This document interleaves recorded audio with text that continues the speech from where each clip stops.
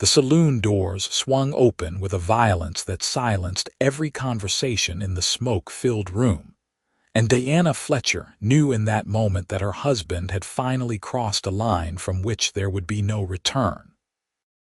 Thomas Fletcher stumbled inside, his face bruised and bloodied, his shirt torn at the collar, and behind him walked three men whose reputations preceded them like the stench of death.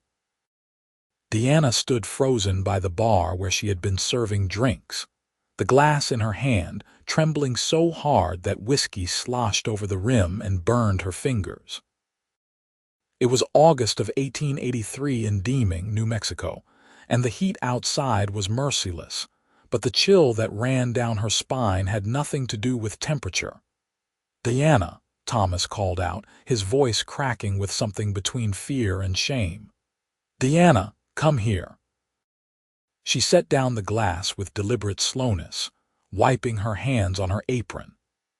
Every eye in the saloon had turned toward them now, curiosity mixed with the kind of morbid anticipation that came from knowing something terrible was about to unfold. She was 22 years old, had been married to Thomas for 3 years, and in that time she had watched him spiral from a hopeful prospector to a desperate gambler who could not walk away from a card table even when the devil himself was dealing. "Thomas, what have you done?" she asked quietly as she approached, though she already knew. She had known for weeks that this moment was coming. The bruises on his face told her that his creditors had grown tired of waiting for their money. The largest of the three men stepped forward. He was broad-shouldered and thick-necked, with small eyes that glittered with cruelty. "Your husband here owes me $8,000, he said flatly. "He has been owing me for 6 months now, and I have been patient, but my patience has run out." Diana's stomach dropped. $8,000. It might as well have been 8 million for all the chance they had of paying it back. Thomas worked odd jobs when he could find them, and she served drinks at the saloon for barely enough to keep them fed. They had nothing of value except the clothes on their backs and a single horse that was more bone than muscle. "I do not have that kind of money," Diana said, keeping her voice steady even as her heart hammered against her ribs. "Surely you know that." "Oh, I know it," the man said, and his smile was like a blade. "But your husband here, he has proposed a solution." He paused, letting the words hang in the air. "He has offered you as payment." The world seemed to tilt sideways. Diana heard the words, understood them on some level, but her mind refused to accept their meaning. She looked at Thomas, waiting for him to laugh, to tell her it was some sick joke, but he would not meet her eyes. His gaze was fixed on the floorboards and his hands were shaking. "Thomas." Her voice came out as barely a whisper. "I had no choice," he said, still not looking at her. "They were going to kill me, Diana. They were going to put a bullet in my head and leave me in the desert for the coyotes. So you sold me." The words came out louder now, edged with a fury that burned through her shock. "You sold me like I was a horse or a piece of furniture." "It is not like that," Thomas started, but the big man cut him off with a wave of his hand. "It is exactly like that," he said. "Your husband signed a paper. It is all legal and proper. You belong to me now, and I will do with you as I please." He reached out as if to grab her arm, and Diana stumbled backward, her hand instinctively going to the knife she kept tucked in her belt for cutting lemons. "I would not do that if I were you." The voice came from the back corner of the saloon, quiet, but carrying a weight that made everyone turn. Diana had not noticed the man sitting there before, though she prided herself on being aware of every customer in the room. He stood slowly, unfolding himself from the shadows, and she saw that he was tall, lean, with dark hair that fell to his shoulders and eyes the color of thunderclouds. He wore the clothes of a working cowboy, dusty leather chaps over worn denim, a bandana tied loosely around his neck, and a hat that had seen better days. But it was the gun on his hip that drew the eye, sitting in its holster with the ease of long familiarity. "This does not concern you, stranger," the big man said, though his voice had lost some of its confidence. "I am making it my concern." The cowboy walked forward with the unhurried grace of a predator. As he passed through a shaft of sunlight from the window, Deanna could see his face more clearly. He was perhaps 27 or 28, with strong features and a jaw that looked carved from granite. There was a scar above his left eyebrow, white against his tanned skin. "How much does Fletcher owe you?" "8,000, the big man said. "But what is it to you?" "I will buy her from you," the cowboy said simply. $10,000, cash money, right here and now. The saloon erupted in murmurs. $10,000 was a fortune, more than most men in Deeming would see in 10 years of hard work. Deanna felt her knees go weak. She did not know whether to be relieved or terrified. Trading one owner for another did not seem like much of an improvement, even if this stranger had kind eyes. The big man's expression had transformed from anger to greed in an instant. "Let me see the money," he demanded. The cowboy reached into his saddlebag, which he had slung over his shoulder, and pulled out a thick leather pouch. He opened it and let gold coins spill onto the nearest table, where they glinted in the lamplight. Deanna had never seen so much money in one place. The big man's eyes went wide, and his two companions leaned in hungrily. "Count it if you like," the cowboy said. "It is all there." The big man did count it, his thick fingers moving quickly through the stacks of coins. When he finished, he looked up with a smile that showed his yellow teeth. "We have a deal," he said. He turned to Thomas. "Your debt is paid, Fletcher. Consider yourself lucky." Then he and his men scooped up the money and headed for the door, not even sparing Deanna a backward glance. Thomas finally raised his eyes to look at his wife. Whatever he saw in her face made him flinch. "Deanna, get out," she said, her voice like ice. "Get out of my sight before I kill you myself."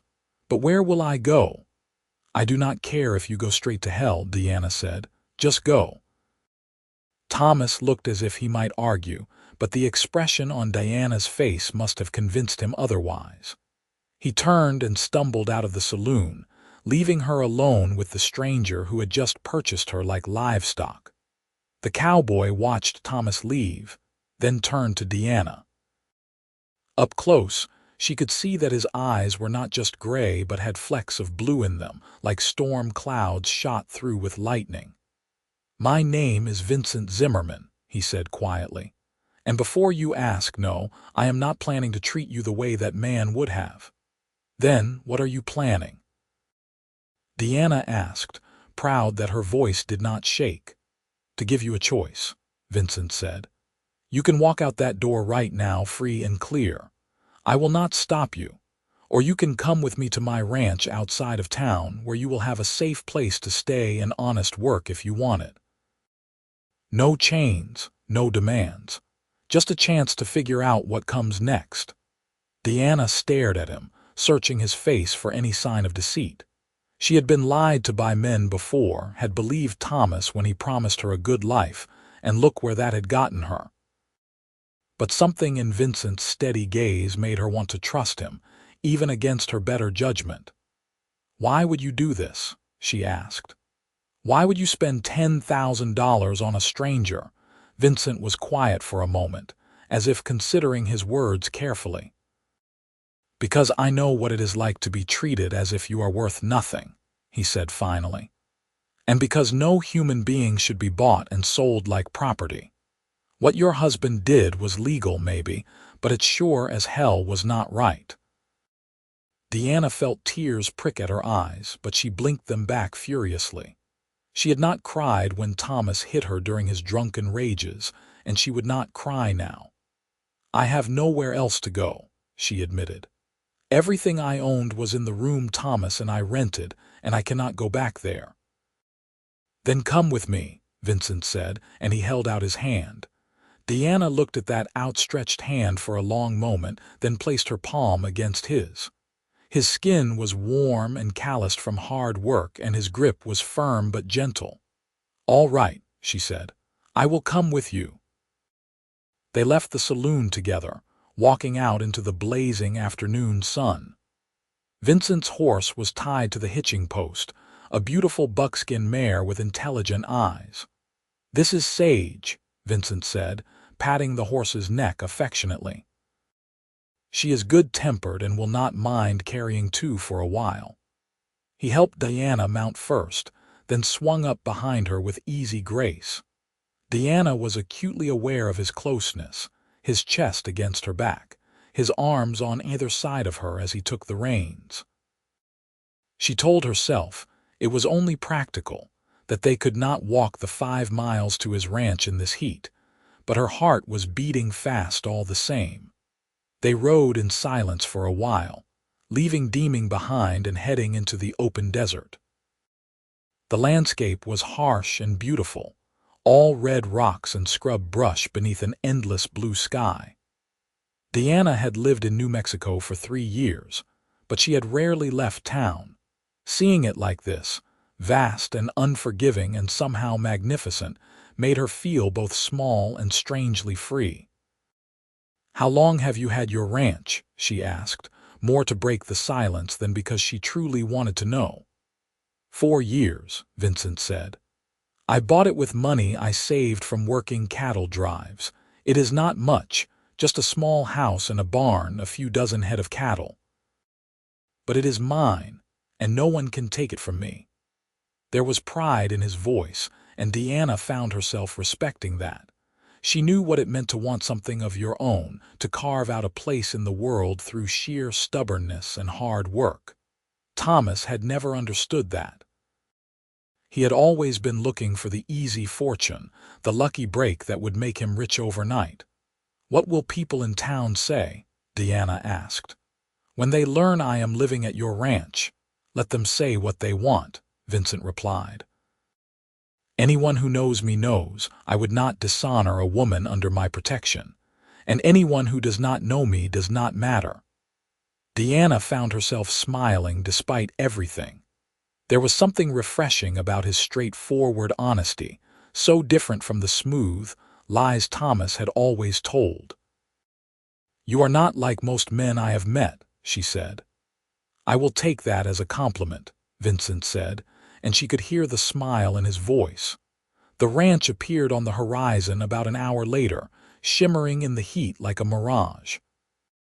As they drew closer, Deanna could see that Vincent had not exaggerated. It was indeed small, just a wooden house with a covered porch, a barn that looked sturdy but weathered, and a corral where several horses grazed lazily. But there was something welcoming about it, something that spoke of care and attention despite its humble appearance. Vincent helped Diana dismount, then led Sage to the water trough. The mare drank deeply while he removed her saddle and bridle, his movements practiced and efficient. Deanna stood awkwardly in the yard, unsure what to do with herself. Everything she owned in the world was currently on her person, which amounted to the dress she wore, her apron, and the small knife at her belt. "Come on inside," Vincent said, noticing her hesitation. "You must be thirsty." The interior of the house was simple but clean. There was a main room with a stone fireplace, a rough-hewn table and chairs, and a kitchen area with a cast-iron stove. 2 doors led off to what Diana assumed were bedrooms. The walls were bare except for a few hooks for hanging coats and hats, and the floor was packed earth covered with woven rugs that had seen better days. Vincent poured water from a pitcher into 2 tin cups and handed one to Deanna. She drank gratefully, not realizing until that moment how parched she had been. The water was cool and sweet, better than anything she had tasted in town. "The bedroom on the right is yours," Vincent said, gesturing to one of the doors. "It has a bed and a chest for your things." I know you do not have much now, but we can go into town tomorrow and get you some proper clothes and whatever else you need." "You have already spent $10,000 on me," Deanna protested. "I cannot ask you to spend more." "You are not asking," Vincent said firmly. "And that money does not mean anything to me. I have been saving for years, and I have more than enough to get by. Consider it an investment in having help around the ranch." Diana raised an eyebrow. "So I am to work for you then?"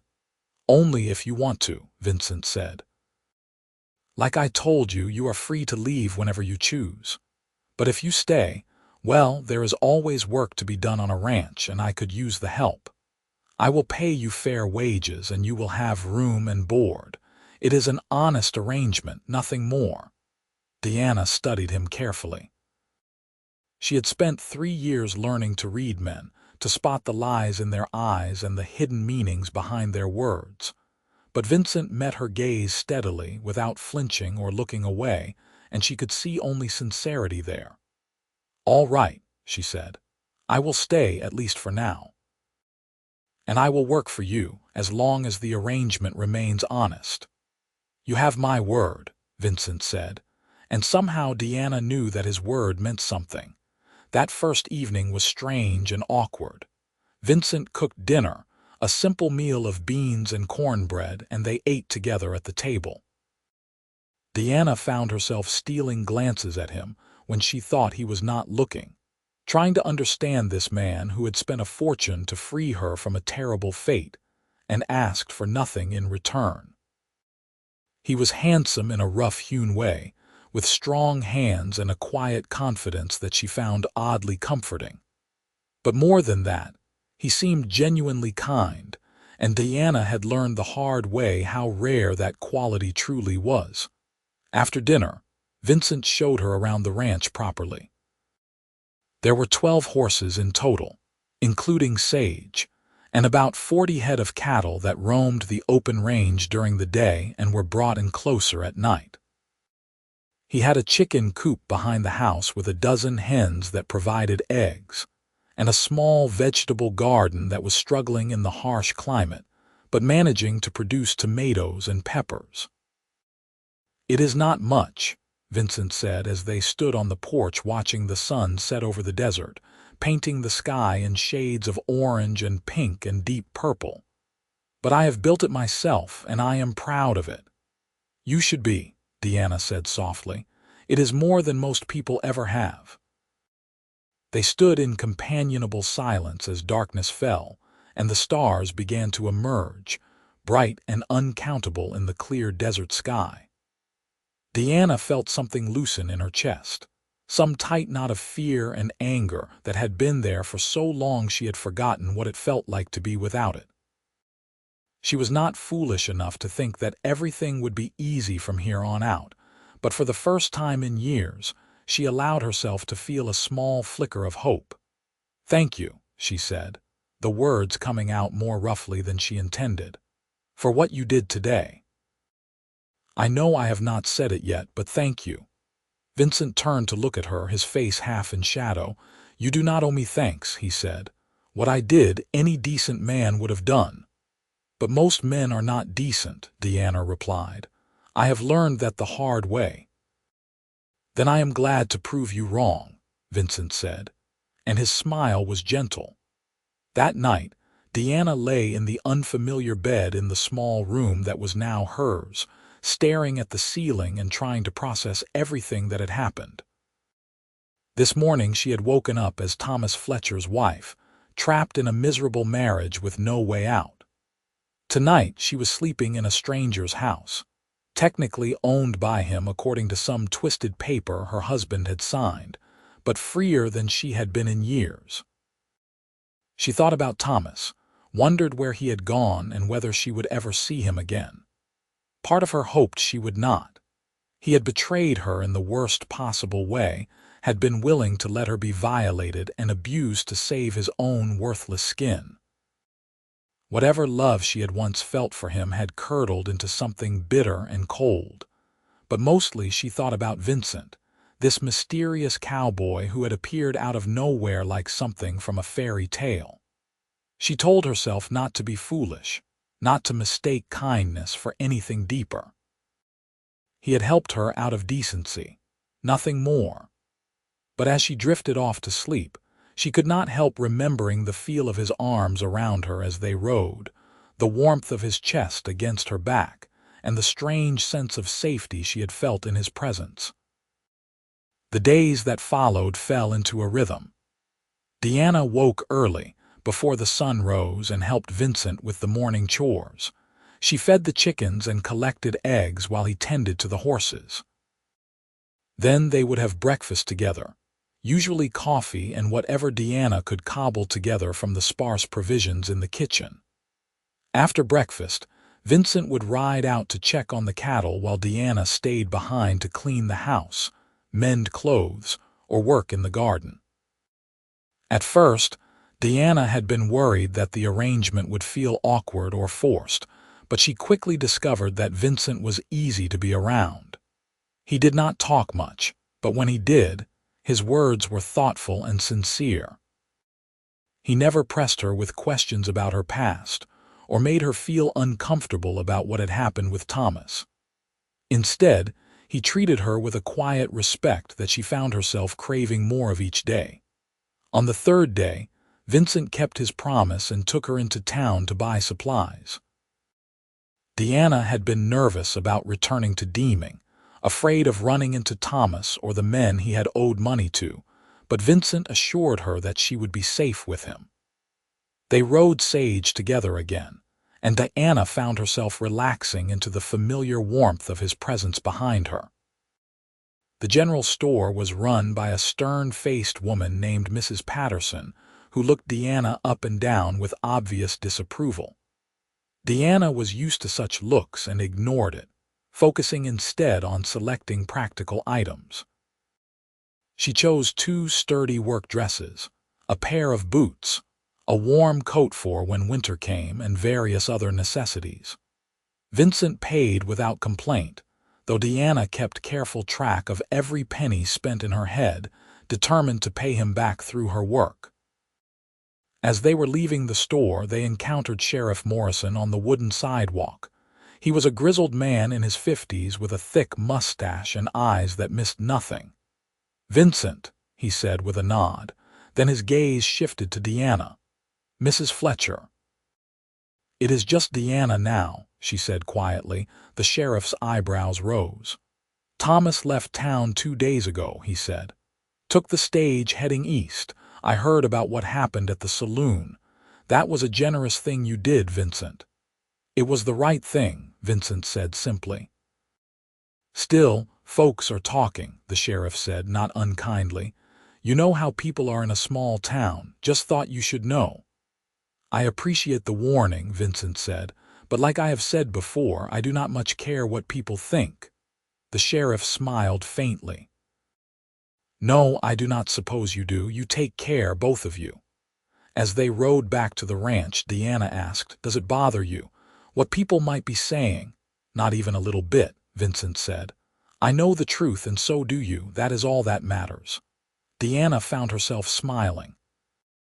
She was starting to understand that Vincent was a man who lived by his own code, who cared more about doing what was right than about what others thought of him. It was a rare quality, and she respected him enormously for it. The weeks passed, and Deanna settled into her new life more easily than she had expected. The work was hard, certainly harder than serving drinks at the saloon had been, but it was also satisfying in a way she had never experienced before. There was something deeply fulfilling about tending the garden and watching the plants grow, about collecting warm eggs from the henhouse each morning, about seeing the tangible results of her labor. Vincent taught her how to ride properly, starting with a gentle mare named Buttercup. Deanna had ridden before, but always side saddle and always at a sedate pace. Vincent showed her how to sit astride like a man, how to communicate with the horse through subtle shifts of weight and pressure. At first she was clumsy and uncertain, but Vincent was patient and encouraging, and gradually she began to feel confident in the saddle. They also talked more, long conversations over dinner or while working side by side in the barn. Deanna learned that Vincent had grown up in Texas, the son of a rancher who had lost everything to drought and debt.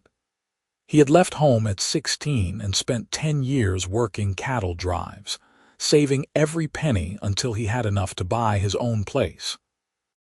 He had never married, had never even come close, though Deanna suspected that had more to do with the isolating nature of his work than any lack of interest. For her part, Diana found herself opening up about her own past in a way she had not done in years. She told him about growing up in Missouri, the daughter of a schoolteacher and a seamstress. About how Thomas had come through town with big dreams and a silver tongue, how he had swept her off her feet with promises of adventure and prosperity in the West. How those promises had turned to ash within the first year of their marriage, as Thomas's gambling addiction revealed itself. "I should have left him sooner," Deanna said one evening as they sat on the porch watching the stars. "But I kept thinking he would change, that things would get better. And by the time I realized they never would, I had nowhere to go and no money to get there." "You were trapped," Vincent said quietly. "That was not your fault." "I feel like it was," Deanna admitted. "I made the choice to marry him.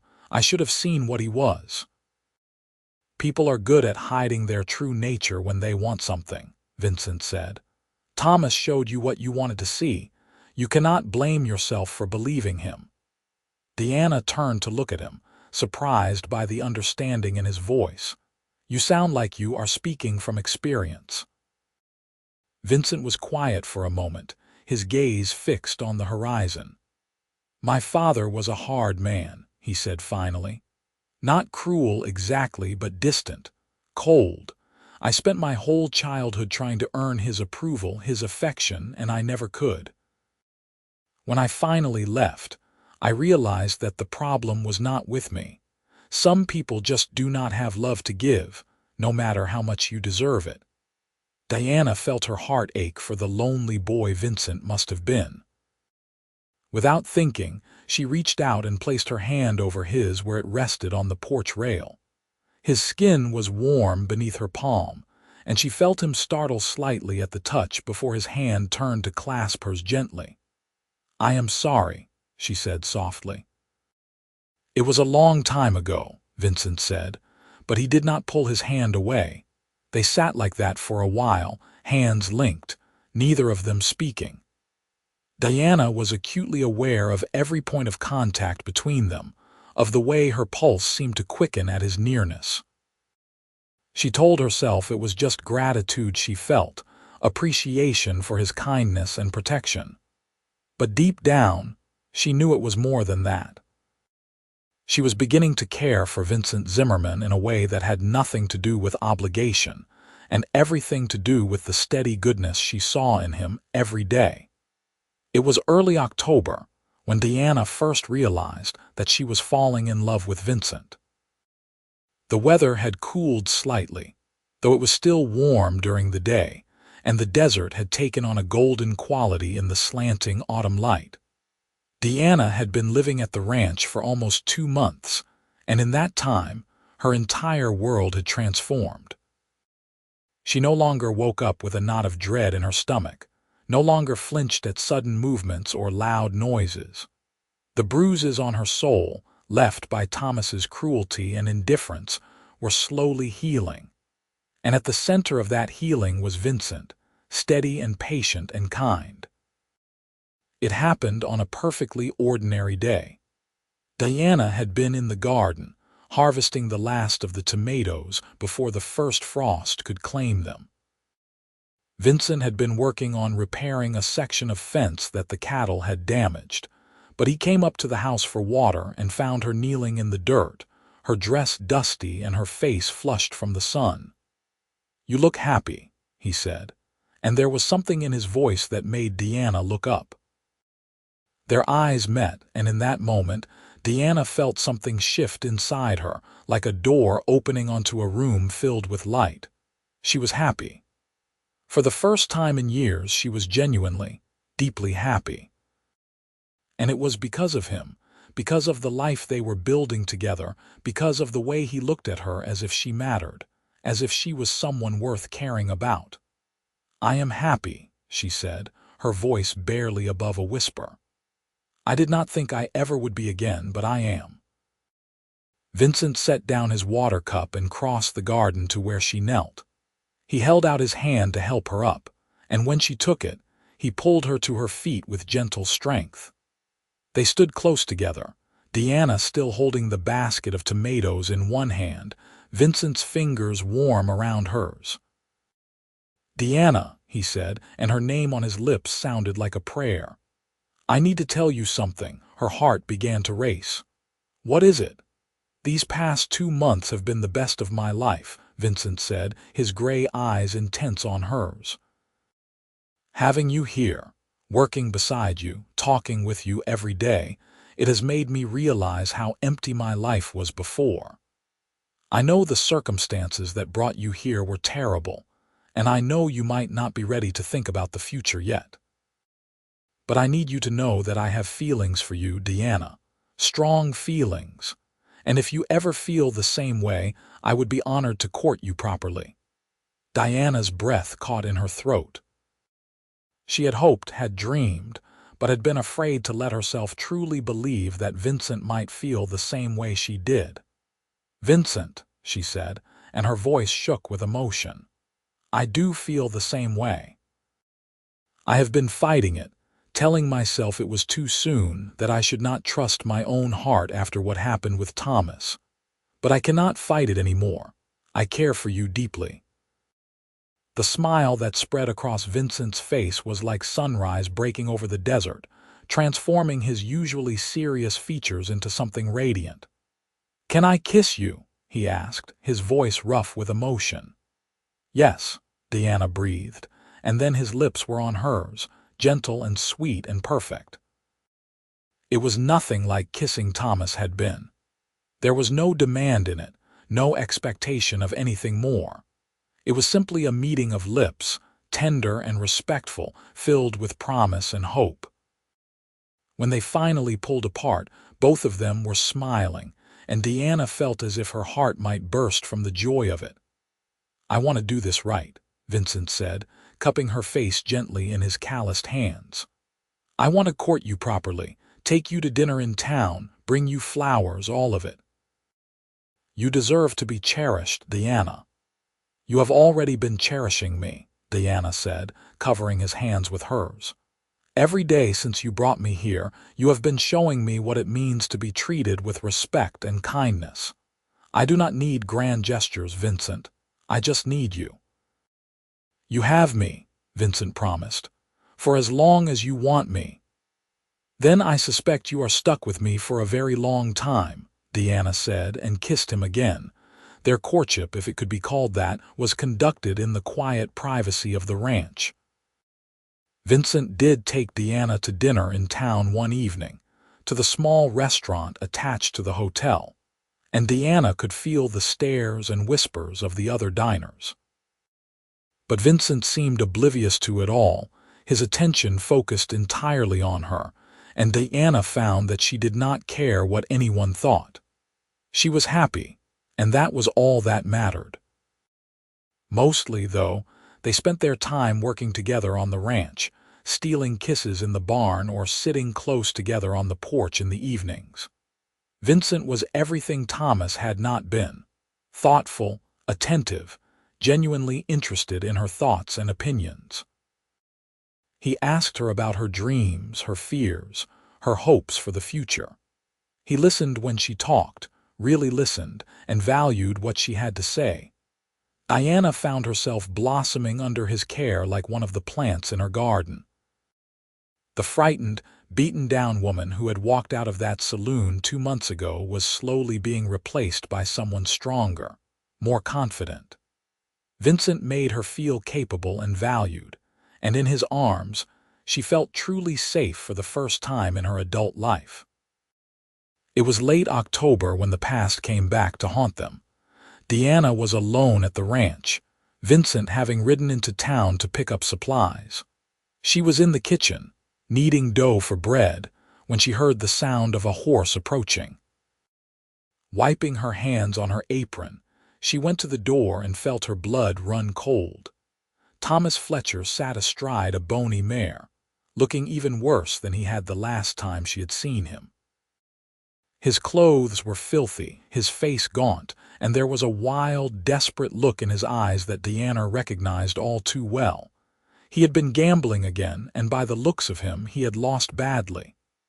"Deanna," he said as he dismounted, swaying slightly. "My dear wife." "I am not your wife anymore," Deanna said, her hand instinctively going to the knife at her belt. "You sold that right when you handed me over to pay your debts. What are you doing here, Thomas?" "I made a mistake," Thomas said, stumbling toward the porch. "I should not have done what I did. I came back for you, Deanna. I came to take you home." Deanna's laugh was sharp and bitter. "Home? We never had a home, Thomas. We had a rented room where you drank and gambled away every penny we had while I worked myself to exhaustion trying to keep us afloat. I'm not going anywhere with you." "You do not have a choice," Thomas said, and his voice turned ugly. "You are still my wife in the eyes of God and the law. That paper I signed does not mean anything. You belong to me." "I belong to myself," Deanna said firmly, though her heart was pounding. "And you need to leave. Now." "Not without you," Thomas said, and he lunged for the porch steps. Deanna pulled the knife from her belt and held it out in front of her, her hand steady despite her fear. "Do not come any closer, Thomas. I swear I will use this." Thomas paused, eyeing the knife. For a moment, Deanna thought he might actually retreat, but then his face twisted with rage and he started forward again. "You always were an ungrateful bitch," he snarled. "After everything I did for you." He never made it to the porch. There was a sharp crack, and Thomas stopped mid-step, looking down in confusion at the red stain spreading across his chest. He opened his mouth as if to speak, but only blood came out. Then he collapsed onto the hard, packed earth, his eyes staring sightlessly at the sky. Deanna stood frozen, unable to process what had just happened.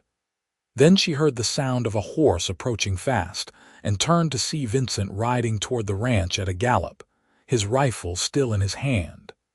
He dismounted before Sage had even fully stopped and ran to Deanna, pulling her into his arms. "Are you all right?" he demanded, his hands running over her as if checking for injuries. "Did he hurt you?" "No," Deanna managed, her voice coming out thin and shaky. "No, he did not touch me, but Vincent, you killed him." "I had to," Vincent said grimly. He released Deanna and walked over to where Thomas lay. He knelt and pressed his fingers to the man's neck, then shook his head. "He was going to hurt you. I saw it in his eyes as I was riding up. I did not have a choice." Deanna sank down onto the porch steps, her legs suddenly unable to hold her. She stared at Thomas's body, feeling a complicated swirl of emotions. Horror at the violence, yes, but also relief that he was gone, that he could never threaten her again. And underneath it all, a bone-deep gratitude to Vincent for protecting her. Vincent returned to her side and sat down, his arm going around her shoulders. "I am sorry you had to see that," he said quietly. "But I am not sorry I did it. I would do it again in a heartbeat to keep you safe." "What do we do now?" Deanna asked. "We have to tell the sheriff." "We will," Vincent said. "But first, we need to talk." He helped Deanna to her feet and led her inside, away from the sight of Thomas's body. He sat her down at the table and poured her a glass of whiskey from the bottle he kept for medicinal purposes. Deanna drank it in one burning swallow, coughing as the liquor hit her throat. "Deanna, there is something you need to know," Vincent said, sitting across from her and taking her hands in his. "Thomas's death was not an accident, and it was not just about protecting you in that moment. I have been planning to deal with him for weeks." Deanna stared at him, not understanding. "What do you mean?" Vincent took a deep breath. After Thomas left town, I hired someone to keep track of him. I knew he would come back eventually, knew he would not be able to stay away. Men like him never can. They think they own the people in their lives, and they cannot stand the idea of losing that control. So you were waiting for him, Deanna said slowly. I was, Vincent admitted. I told myself it was just to make sure you were prepared, to make sure you would be safe if he showed up. But the truth is, Diana, I wanted him gone. Permanently. He hurt you, he betrayed you, and as long as he was alive, he was a threat to your happiness and your safety. So yes, when I saw him on our land, threatening you with violence, I made a choice. I ended him. Diana should have been horrified. She should have been repulsed by Vincent's cold calculation, by the fact that he had essentially hunted Thomas down. But instead, all she felt was a fierce rush of love for this man who had gone to such lengths to protect her. Thank you, she said, squeezing his hands. I know that probably makes me a terrible person, but thank you. He would have kept coming back, kept trying to drag me back into that nightmare. You freed me, Vincent, truly freed me. Vincent's eyes searched hers, looking for any sign of fear or condemnation. When he found none, he let out a breath he seemed to have been holding. I love you, Deanna, he said. I did not plan on it, did not expect it, but I love you with everything I am. And I will do whatever it takes to keep you safe and happy. I love you too, Deanna said, tears spilling down her cheeks. I love you so much it terrifies me. They held each other for a long moment, drawing strength from one another. Then Vincent stood and said, I need to take care of the body. Then we will ride into town and tell Sheriff Morrison what happened. It was self-defense, plain and simple. He was trespassing on my land and threatening my household. The law will be on our side. What if it is not? Deanna asked, fear creeping into her voice. What if they arrest you? They will not, Vincent said with certainty. Morrison is a fair man, and there are no witnesses to say otherwise. As far as anyone knows, Thomas Fletcher came here drunk and violent, and I defended what is mine. It is the truth, after all, just not the whole truth. Deanna nodded slowly. Vincent was right. They would tell the truth, just not every detail of it. Thomas had threatened her, and Vincent had protected her. Everything else was just context. Vincent dealt with Thomas's body with grim efficiency, loading it onto the man's own horse. Then he helped Deanna clean up and change into fresh clothes. By the time they rode into Deeming, the sun was setting, painting the sky in shades of blood red and deep purple that seemed grimly appropriate. Sheriff Morrison listened to their story with his usual impassive expression. He examined Thomas's body, noted the single bullet wound to the chest, and asked a few perfunctory questions. When they were done, he leaned back in his chair and regarded them both thoughtfully. Thomas Fletcher was bad news, he said finally. I am not sorry to see him gone. And from what you are telling me, this was a clear case of defense of property and person. I will file the paperwork, but I do not anticipate any problems. Consider the matter closed. Diana felt the tension drain out of her. Thank you, Sheriff. Do not thank me, Morrison said. Just be happy, both of you. Lord knows there is little enough happiness in this world. He paused, then added, and Vincent, next time you plan to make someone disappear, you might want to be a bit less obvious about it. Vincent met the sheriff's gaze steadily. I do not know what you are talking about. Morrison smiled faintly. No, I do not suppose you do. Now get out of my office. I have paperwork to fill out. They rode back to the ranch in the darkness, guided by the light of a half-moon. Deanna felt oddly peaceful, as if a great weight had been lifted from her shoulders. Thomas was gone, truly gone this time, and she was free to move forward with her life. With Vincent. Marry me, Vincent said suddenly as they were putting Sage away for the night.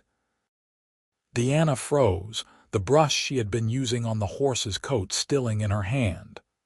"What?" Vincent turned to face her, his expression serious in the lamplight. "Marry me, Deanna.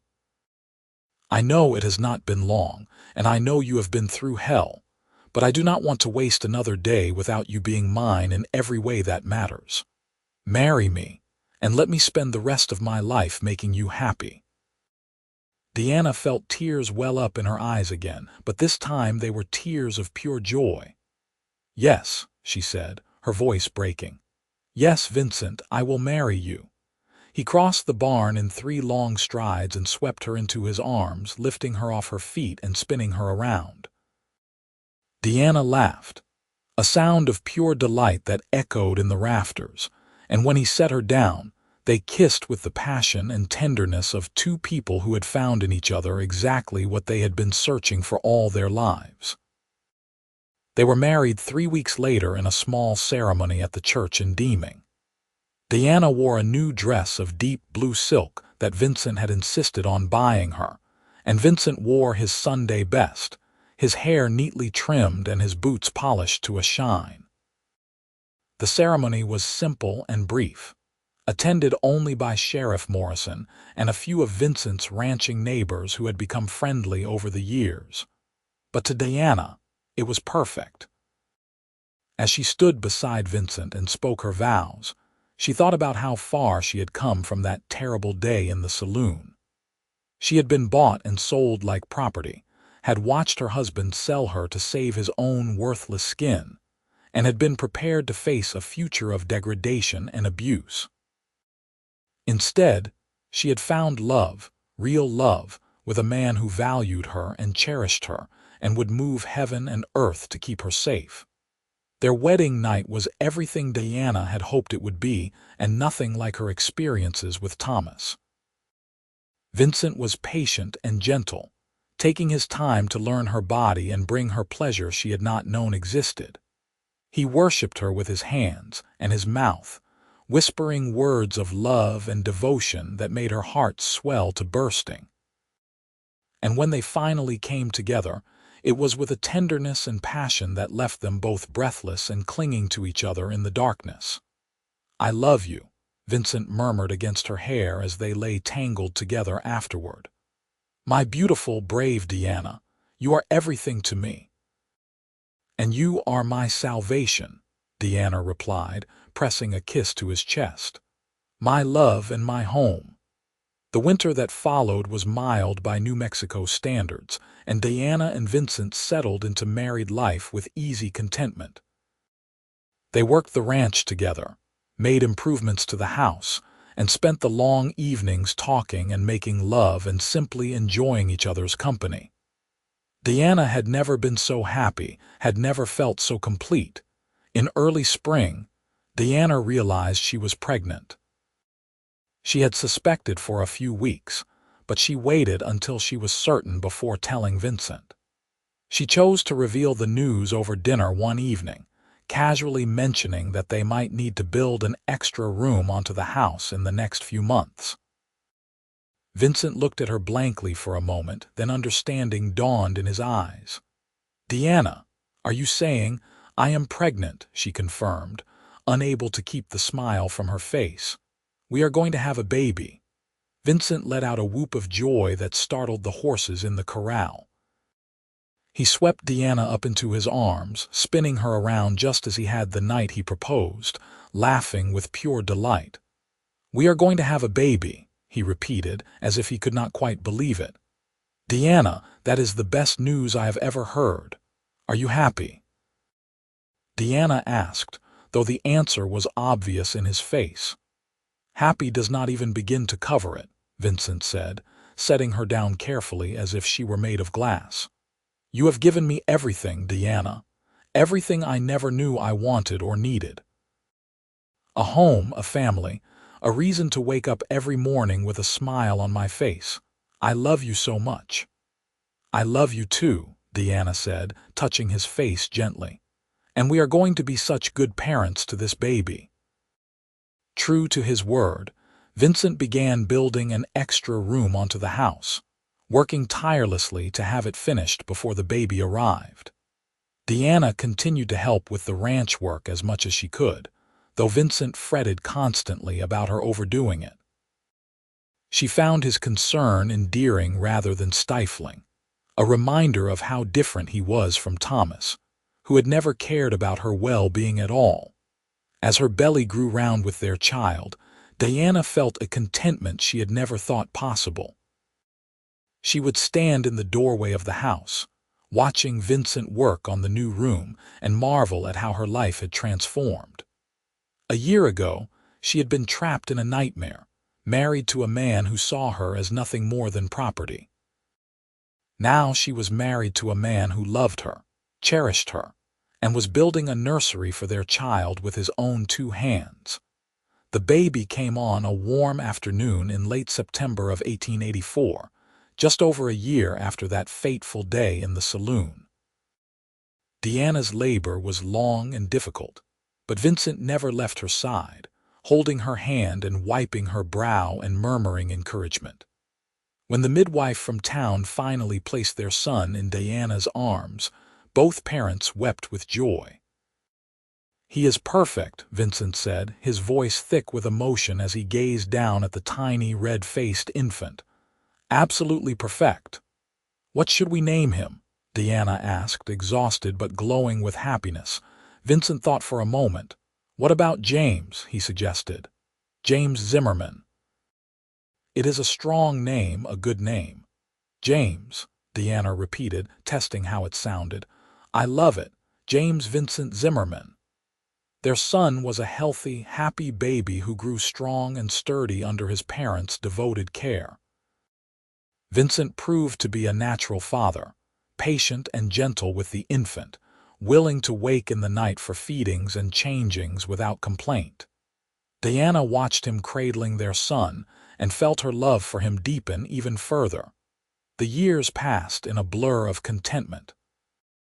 The ranch prospered under their joint stewardship, growing from a small operation to a respectable spread. They added more cattle, improved the house, and built up a reputation in the area for fair dealing and quality livestock. Diana proved to have a head for business, keeping meticulous records and negotiating shrewdly with buyers. Together, she and Vincent made a formidable team. 2 years after James was born, Diana gave birth to twin daughters, whom they named Sarah and Emma. The girls were identical, with their mother's dark hair and their father's gray eyes, and they brought even more joy and chaos into the household.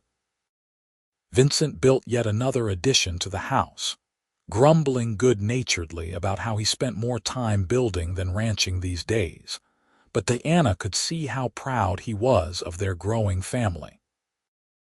As the children grew, Diana made sure to teach them not only practical skills, but also compassion and respect for others.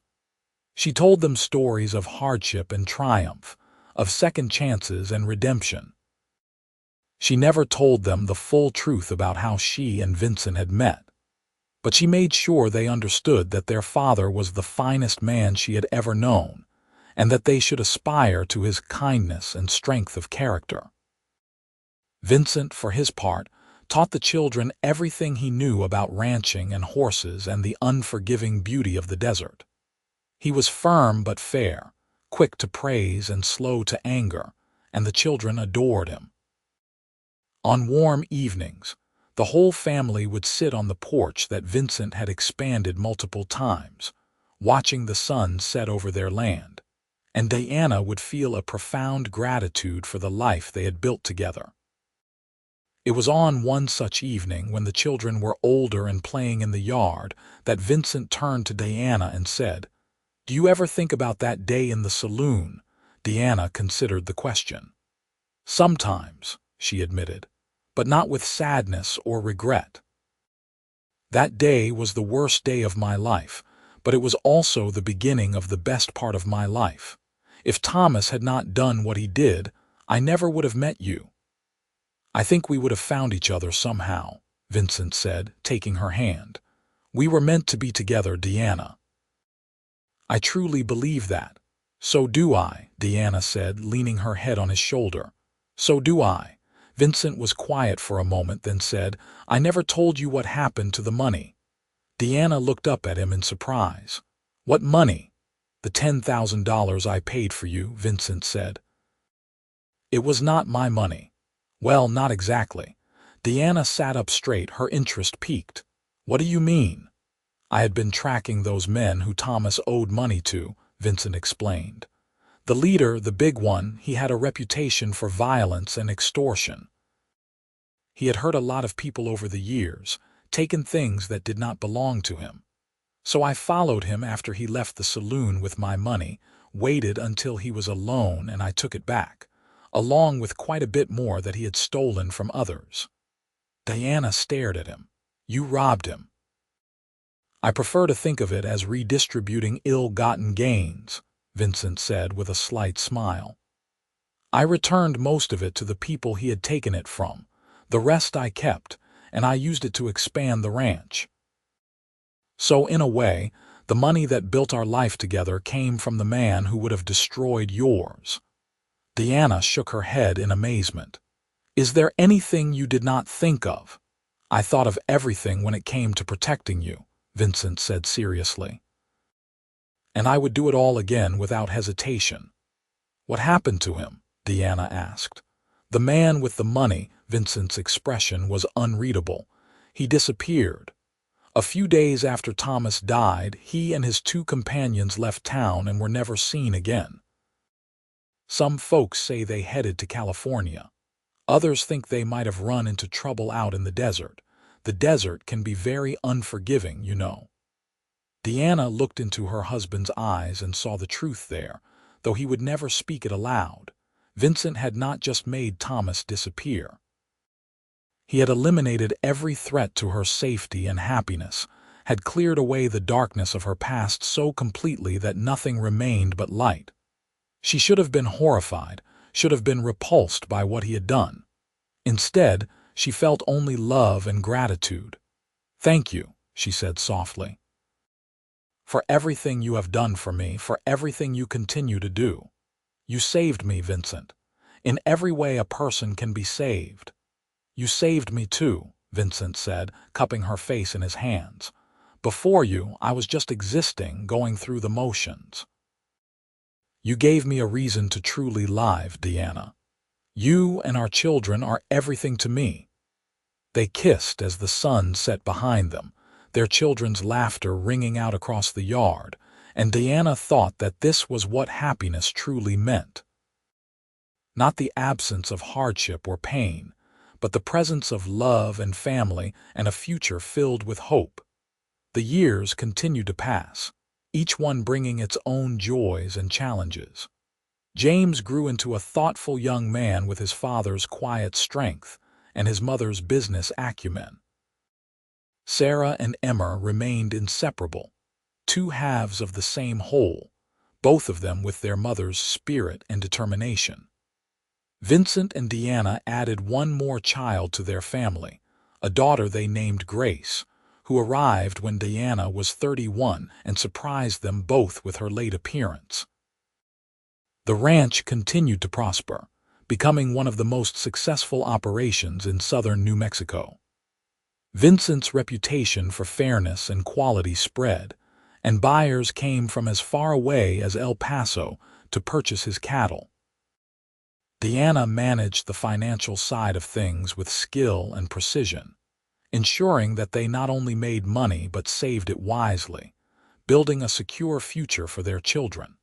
As they entered their 40s, both Vincent and Deanna bore the marks of their hard work. Vincent's hair had begun to gray at the temples, and his face was lined from years of squinting into the desert sun. Deanna's hands were no longer the soft hands of the girl who had served drinks in a saloon, but the capable, calloused hands of a rancher's wife.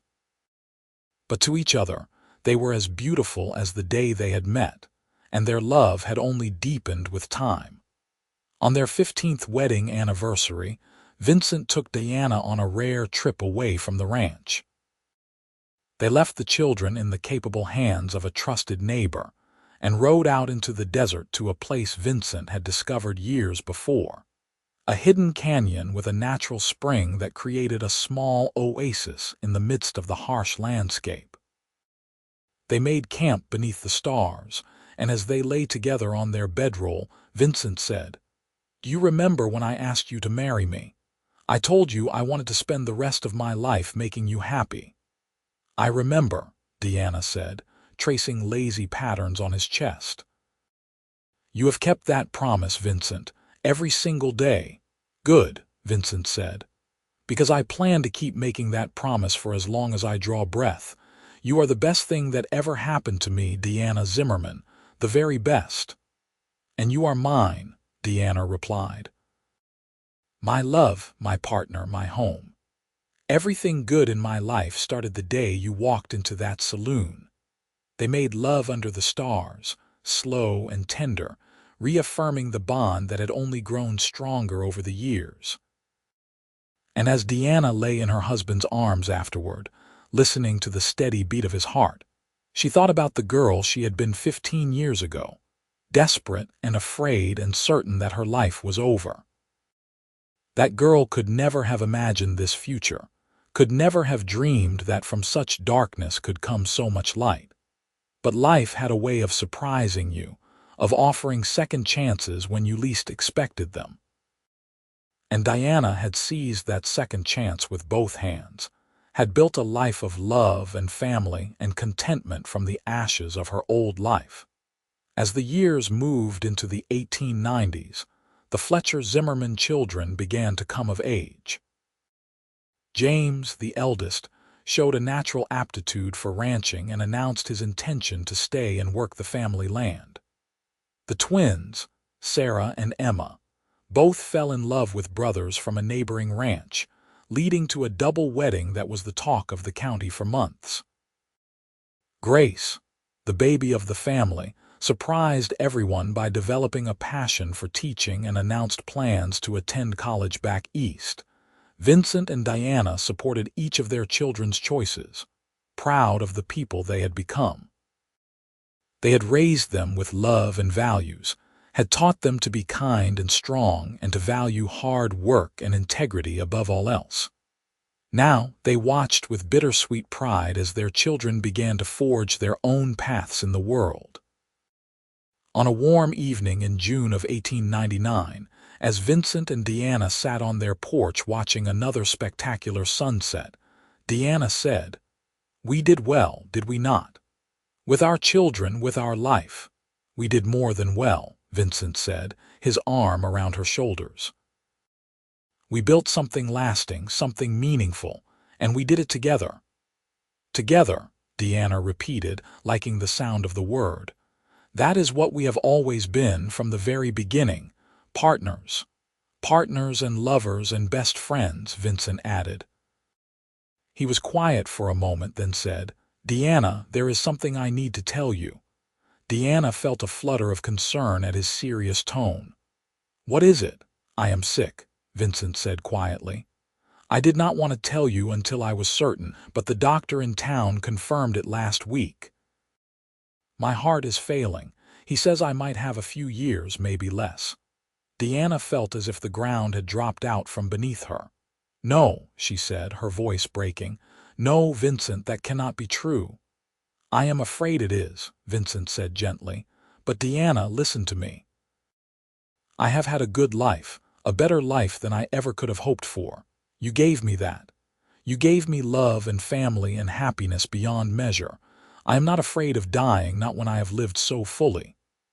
"But I am afraid," Deanna said, tears streaming down her face. "I am afraid of losing you, of being without you. You are everything to me, Vincent. Everything." Vincent pulled her close, holding her as she wept. "I know," he murmured into her hair. "I know, my love, but you are strong, Deanna, the strongest person I have ever known. You survived, Thomas. You survived all those years of hardship and pain. You will survive this too." "I do not want to survive it," Deanna said fiercely. "I want you to stay with me, always." "And I will stay for as long as I can," Vincent promised. "Every moment I have left belongs to you, Deanna." just as every moment since the day we met has belonged to you."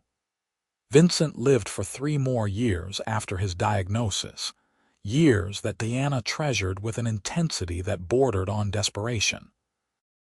She memorized every line of his face, every inflection of his voice, storing up memories to sustain her through the lonely years she knew would come. Vincent remained active on the ranch as long as he was able, refusing to be an invalid until the very end. He died on a crisp autumn morning in 1902, surrounded by his wife and children. His last words were to Diana, spoken in a voice so soft that only she could hear them. "Thank you for loving me. Thank you for everything." "I will love you forever," Diana whispered back, holding his hand as his breathing slowed and then finally stopped. Forever and always. The grief was crushing, a weight that pressed down on Diana's chest and made it hard to breathe. For weeks after Vincent's death, she moved through her days in a fog, going through the motions but feeling nothing. The ranch that had once been her haven now felt empty without him, his absence a constant ache. But slowly, painfully, Diana began to heal. Her children rallied around her, offering support and love and reminding her that she was not alone. James took over the day-to-day running of the ranch, proving himself every bit as capable as his father had been. The twins visited frequently with their own growing families, filling the house with noise and life. And Grace sent letters from college, full of her plans and dreams, reminding Diana that life went on even in the face of loss. Diana lived for 23 more years after Vincent's death, remaining active and engaged with the ranch until the very end. She watched her grandchildren grow, celebrated the marriages of several of them, and even lived to see the birth of her first great-grandchild. She never remarried, never even considered it. Vincent had been the love of her life, her soulmate, and no one else could ever compare. On her deathbed in 1925, surrounded by 3 generations of her descendants, Diana looked back on her life with profound satisfaction. She had been bought and sold like property, had watched the man she married betray her in the worst possible way. But from that darkness had come light, had come a love so deep and true that it had transformed her entire existence. "Tell me about grandfather," one of her grandchildren asked, holding her weathered hand. Diana smiled, her mind drifting back to that day in the saloon so many years ago, to the tall cowboy with kind eyes who had stepped out of the shadows and changed everything. "He was the finest man I ever knew," she said, her voice barely above a whisper. "He saved me, but more than that, he loved me, truly, completely loved me, and I loved him the same way. That love was the greatest gift of my life." "Tell us the story," another grandchild begged. "Tell us how you met." So Diana did, one last time. She told them about the saloon in Deeming, about her husband's betrayal, about the cowboy who had spent a fortune to free her. She told them about the ranch they had built together, the life they had created from nothing but determination and love. She told them about the children they had raised and the happiness they had found in each other's arms. And as she spoke, Diana could almost feel Vincent beside her, his hand in hers, his voice in her ear whispering words of love. She knew that soon she would see him again, that death would reunite them just as surely as that day in the saloon had brought them together. When Diana Fletcher Zimmerman died that evening, she did so with a smile on her face and the name of her beloved Vincent on her lips. And those who loved her knew that she had gone to be with him at last, to spend eternity with the man who had saved her, who had loved her, who had given her a life beyond her wildest dreams. The ranch she and Vincent had built together remained in the family for generations, a testament to their love and hard work.